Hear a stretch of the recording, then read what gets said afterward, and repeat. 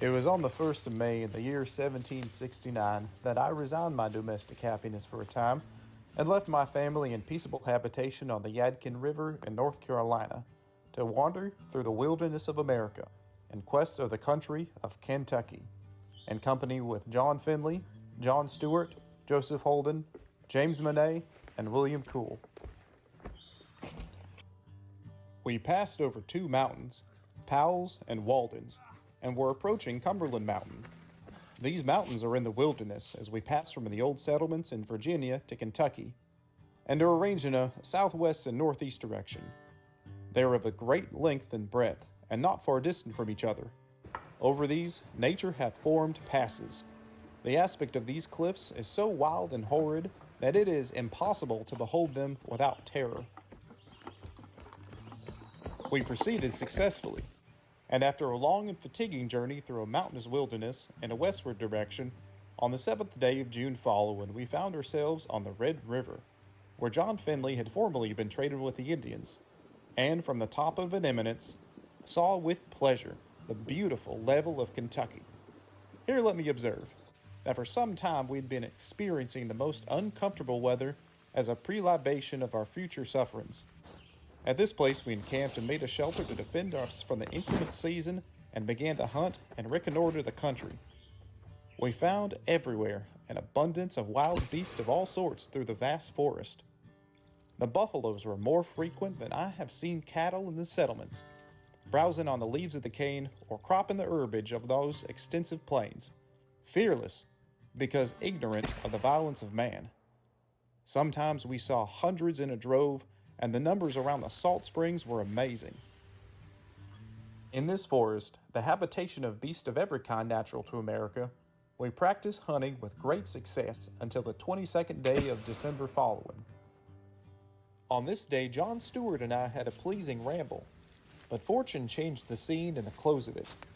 We had passed through a great forest on which stood myriads of trees, some gay with blossoms, others rich with fruit.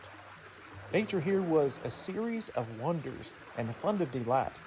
We were diverted with innumerable animals presenting themselves perpetually to our view. In the decline of the day, near Kentucky River, as we ascended the brow of a small hill, a number of Indians rushed out of a thick canebrake upon us and made us prisoners. The time of our sorrow was now arrived, and the scene fully opened. The Indians plundered us of what we had and kept us in confinement for 7 days, treating us with common savage usage. During this time we discovered no uneasiness or desire to escape, which made them less suspicious of us.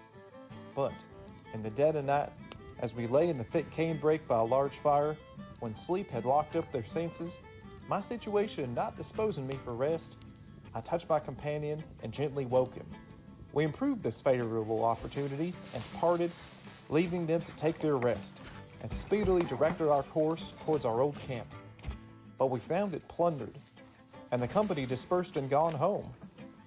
About this time, my brother Squire Boone, with another adventurer who came to explore the country shortly after us, was wandering through the forest, determined to find me, if possible, and accidentally found our camp. Soon after this, my companion in captivity, John Stewart, was killed by the savages, and the man that came with my brother returned home by himself.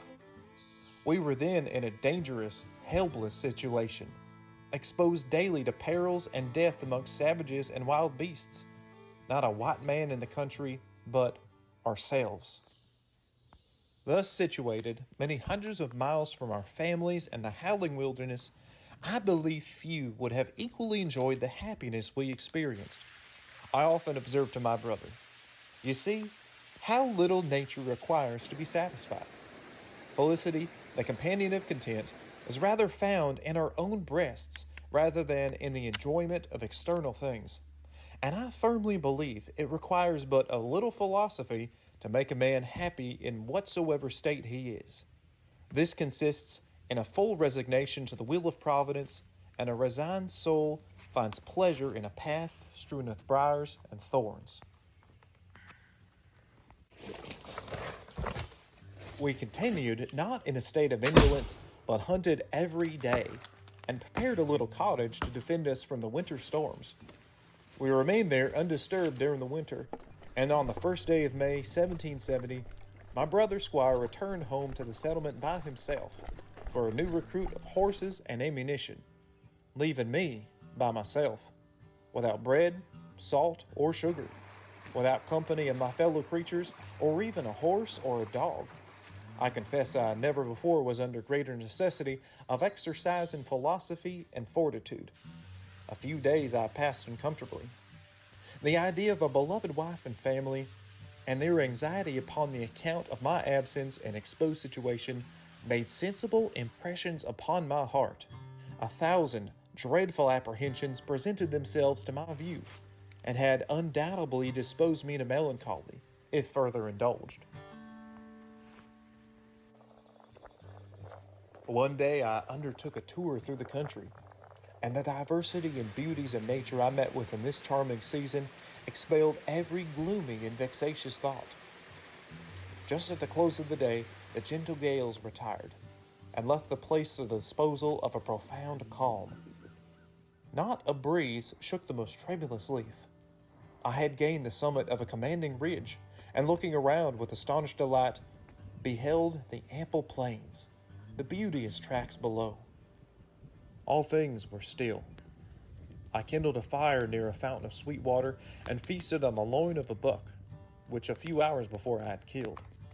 The sullen shades of night soon overspread the whole hemisphere, and the earth seemed to gasp above the hovering moisture. My roving excursions this day had fatigued my body and diverted my imagination. I laid me down to sleep and awoke not until the sun had chased away the night. I continued this tour, and in a few days explored a considerable part of the country, each day equally pleased as the first. I returned again to my old camp, which was not disturbed in my absence. I did not confine my lodging to it, but often reposed in thick cane brakes to avoid the savages, who I believe often visited my camp, but fortunately for me, in my absence. In this situation I was constantly exposed to danger and death. How unhappy such a situation for a man tormented with fear, which is vain if no danger comes, and if it does, only augments the pain. It was my happiness to be destitute of this afflicting passion, with which I had the greatest reason to be affected. The prowling wolves diverted my nocturnal hours with perpetual howlings, and the various species of animals in this vast forest, in the daytime, were continually in my view. Thus, I was situated with plenty in the midst of want. I was happy in the midst of dangers and inconveniences. In such a diversity, it was impossible I should be disposed to melancholy.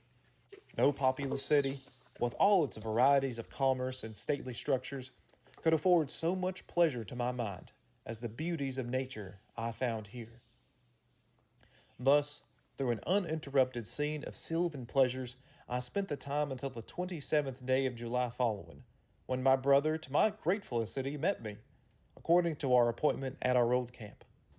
Shortly after, we left the place, not thinking it safe to stay there any longer, and proceeded to the Cumberland River, reconnoitering that part of the country until March of 1771, and giving names to the different waters. Soon after, I returned home to my family, with the determination to bring them as soon as possible to live in Kentucky, which I esteemed a second paradise, at the risk of my life and fortune.